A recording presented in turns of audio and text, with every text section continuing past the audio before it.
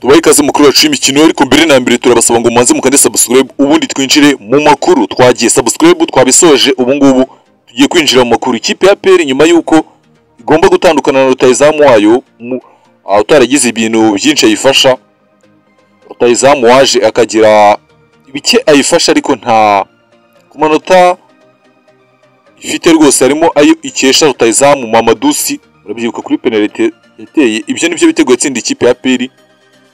Wenda handi ni muri Sekafa Kagame Cup. Uyu rutahizamu agomba gutandukana n'ikipe ya APR, kandi ikipe ya APR igomba kongeramo undi rutahizamu mushya. Birumvikana twaranabibabwiye, ikipe ya APR irimbanije ibiganiro n'abakinnyi bagiye batandukanye. Twababwiyeho bita Lamine Keita umunyamari. Ubu ngubu ikipe ya APR nanone iri kuvuga iti rwose birashoboka ko umurongo w'imbere wose batatu b'imbere baba ari abagande rwose. Ikipe ya APR yatangiye ibiganiro na rutahizamu mu gihugu cya Uganda, umwe mu bakinnyi beza muri iyi shampiyona ya Uganda, ariko icyo ngicyo cyo tugiye kureba. Abafana ba APR mwanze muze mwitereke, ubundi tubabwire icyo bita operasiyo y'uburyo ikipe ya APR iri gushakamo umwataka w'umugande. Wenda abantu muzi amakuru cyane ari mu gihugu cya Uganda, hari umusore ukinira ikipe bita Kampala City. Uyu musore imyaka 23, muramubona ngo rwose muri kumubona ukinisha akaguru k'indyo kari magique, akina mu buryo buri magique rwose. Abantu bavuga bati ese uyu mukinnyi ibyo bimeze bite? Umukinnyi hano mu Rwanda wari uzi umupira, wenda Indera twagereranya n'uyu muvandimwe uzi umupira. Muribuka umuvandimwe bita Onana. Muribuka umupira yari azi nyine, nta bintu byinshi yakoraga ariko wabonaga ko azi umupira. Uyu muvandimwe rero barakubwira bati rwose azi umupira ku kigero cyo hejuru. Ikipe ya APR yatangiye ibiganiro nawe, ibiganiro birimbanije hagati y'ikipe ya APR n'uyu muvandimwe bita Kering Musona Kina. Iryo zina mwaryumvishe, Kina. Kandi ko nakunze ikipe ya APR nyuma yo kubona ko bita Victor Mboma Chukwemeka, ubu nguhere mu gihugu cya Nigeria, ntago araza, nimba zanagaruka ntago tubizi.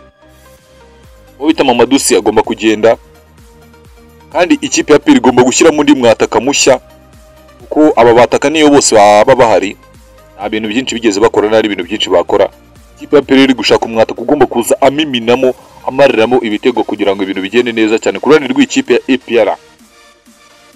Abafana bayo ndababaza ikibazo kimwe, ese ikipe ya APR transfer ikoze muri ku kwa mbere urabona ziri ku ruhe rwego? Hari icyizere ko Rayon Sport mugomba kuyikorera icyo bita kuyikura igikombe mu ntoki rwose ikakibahereza neza mu cyubahiro?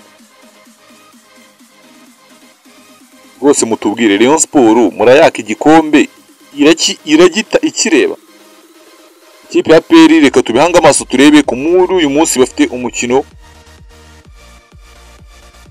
na Mukura Victory Sport. Rayon Sport na Mukura. APR ku munsi w'ejo nayo izakina n'Amagaju arana yo kuri stade y'akarere ka Huye. Ubundi ibintu bigende neza cyane, turebe se APR ukomeje kugenda kusanya amanota usatira Rayon Sport, wenda mu gihe Rayon Sport yaza kuba yagizemo utuntu twa matatizo gake gake ugasanga yanganyije cyangwa yadatsinzwe, nta wamenya. Ko umutoza wa Mukura arabonye atangaje amagambo akomeye avuga ati rwose ikipe ya Rayon Sport ni ikipe yo shampiyona, ariko natwe turi beza tugomba kugira byinshi dukora kugira ngo ibintu bigende neza cyane. Ndaje turebere hamwe uburyo APR igomba kubipanze muri uyu mwaka wa 2025 muri shampiyona ya 2024-2025. Ese APR izabipanze gute? By'umwihariko abakinnyi b'abanyamahanga tugiye kubapanga mu kibuga, turebe ese turemeranya cyangwa naho twemeranya, ubundi ibintu bigende neza cyane. Ikipe ya APR yaguze abakinnyi benshi b'abanyamahanga biyongera kuba yari ifite.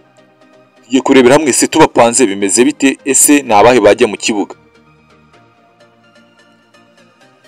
Wenda turahera ku muvandimwe bita Paveri Nzira mu izamu, nyine birumvikana.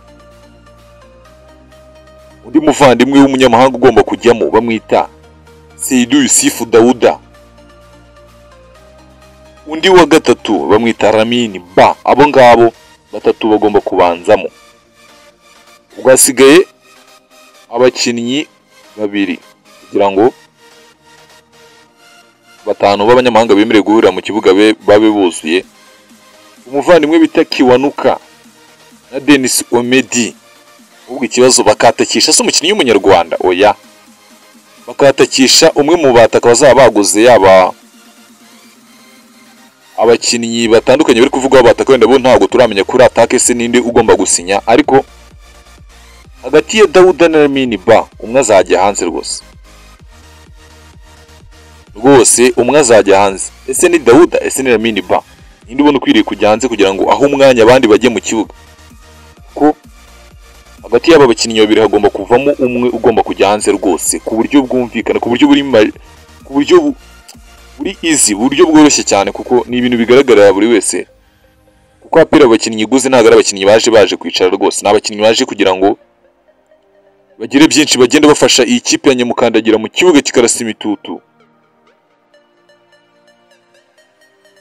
rwose, kugira ngo baze kugira byinshi bagenda bafasha Nyamukandagira mu kibuga kikarasa imitutu, ubundi ibintu bikagenda neza cyane cyane ku ruhande rwa EPR.